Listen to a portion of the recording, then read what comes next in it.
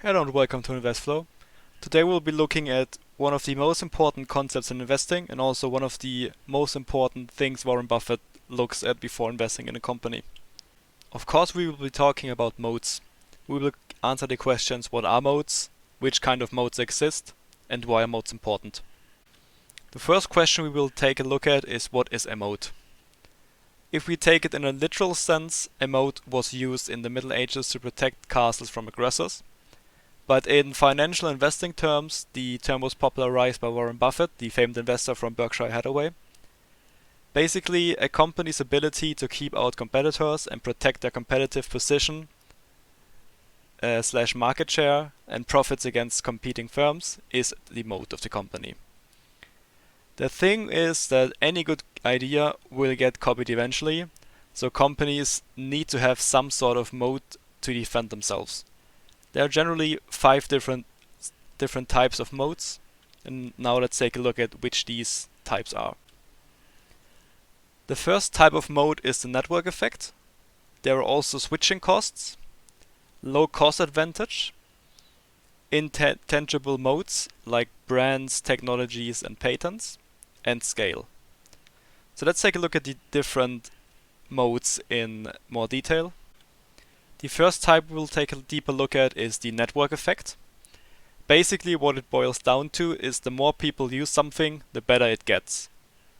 The prime examples for this are social media and in general platforms. For example, Facebook and Fiverr. So basically, when somebody joins the website, for example, let's take Facebook, he will produce content or sell something, or try to sell something, which will lead to more interactions, which will make the product, in this case the Facebook platform, more attractive, which will in fact then lead more people to join the site. And this will continue as a flywheel effect, and that's why network effects are some of the most powerful moats. Because it's very hard to create something like this. Like, let's take a look at Facebook. Facebook has around, I think, 2 billion users. It's very hard to create a network of that scale. So network effects are some of my favorite modes to take a look at. The same thing for Fiverr. There are a lot of different people on Fiverr selling things and a lot of people looking to buy these services. So with every person who decides to list one of their services on Fiverr, the platform gets more content, and with that gets more interactions from people using these services, which in fact makes the Fiverr platform more attractive, which then again leads to more people joining the site. The second mode we will take a look at are switching costs. Making it hard for people to switch to competing products are called switching costs. So some examples for these are long-term contracts, for example government contracts, and ecosystems. So some of the best examples for this are Adobe Creative Cloud and AWS, or Amazon Web Service. The Adobe Creative Cloud has dozens of different softwares for creative applications. And the interesting part here is that most of these are industry leaders, and in some cases even the industry standard. So if people want to apply for a job for video editing, for example, they are often expected to know how to work with Adobe products. So there are really high switching costs just by the great market position and in general how well accepted the product is pretty much everywhere.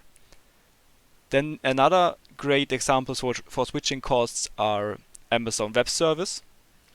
On Amazon Web Service, people have lots of data and they also have lots of applications that their own software developers created with products AWS offers. So if they are thinking about switching to another cloud provider, they would have to migrate a lot of code and pretty much recreate their infrastructure. So these are situations that people and especially companies don't want to get into. So with these high switching costs, the chances they will stay with these services are much higher, which makes it a moat. Before I continue with the last 3 types of moats, I would kindly ask you to subscribe to the channel and like the video if you enjoyed it. I would also appreciate comments. And yeah, let's continue.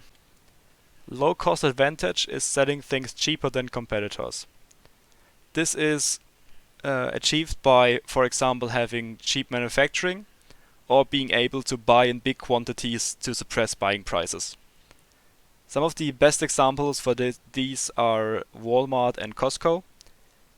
They manage to buy in such large quantities and have such little margins that they can offer products for a very cheap price, and with that can get a great deal of market share, and with that also keep competition out, because small retail chains, for example, just can't compete with the low prices Walmart can offer.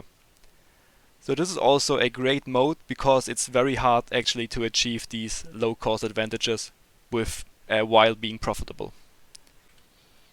The fourth category of moats are intangible moats. These are, for example, patents. One example for this would be the Humira patent from the company AbbVie.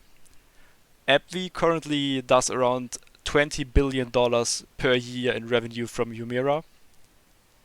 Every other company pretty much could also produce Humira, but they don't have the patent for it, so they are legally not allowed to sell it. And if somebody does, AbbVie can sue them. So these are great modes because there literally isn't any chance for competitors to sell the same product without, well, being illegal. Another great intangible mode are brands. A great example is Coca-Cola. Coca-Cola has one of the best brands in the world, and a lot of people, like pretty much everybody on Earth probably, knows Coca-Cola and will often buy their product in comparison to a probably cheaper competitor product. The third intangible mode is technology. A great but maybe not so well known example is the EUV technology from ASML. Pretty much this is a vital technology needed for chip manufacturing. It's extremely complex. We're talking about machines that are as big as 3 buses and weigh hundreds of tons and are shipped via with several airplanes. So these are just incredibly difficult to manufacture machines, which also gives them a great moat. The last type of moat I want to talk about is the scale. It's basically when a company scales up a business to a ridiculous amount. This will lead to, for example, a higher availability, as we can see with the example of Subway. Subway is the fast food chain with the most restaurant locations in every state besides one in the United States. So this gives them a huge advantage because there just are a lot of them and people would see them. This can also lead to cost advantages. This is not one of my favorite modes though, because I think the other ones are stronger. Now that we talked about the different types of modes, it's important to talk about the direction of the mode. There are basically 2 directions for a mode to go. It can either widen or it can narrow or shrink, whatever you want to call it. A widening mode means basically that the competitive advantage the company has increases. A good example would be the increasing number of users on YouTube. With the increasing number, the network effect gets bigger, and with that the moat widens. The other type of direction is a narrowing or shrinking mode. This means the competitive advantage decreases. An example for this would be UPS losing market share to Amazon Logistics. So obviously you want to look out for widening modes, or at least modes that pretty much stay flat. You don't want to invest in narrowing modes because in the long term, if a mode is narrowing, it eventually will be totally eroded and the company won't anymore have an advantage over the competition. So let's summarize it. Modes help fend off competitors for companies. Modes are what lets a company grow for the long term. Ideas will eventually get copied, execution matters. When researching a company, ask yourself, does it have a moat? And is it widening or shrinking? Very important for this also is that there is no definite answer. Moats are very subjective in most cases.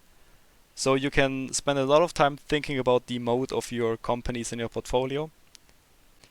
So I hope you liked the video and could learn something from it, and I hope I will see you next time.